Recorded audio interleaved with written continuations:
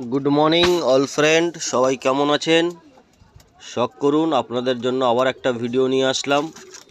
দুটো আমারই ঘরের পায়রা আপাতত জোড়ায় বসানো আছে, বাচ্চাও আছে খোপে ছোট ছোট। তো সেরান দিয়েছি পায়রাগুলোকে, তো জাস্ট সেই মুহূর্তে একটা ভিডিও করা আপনাদের জন্য।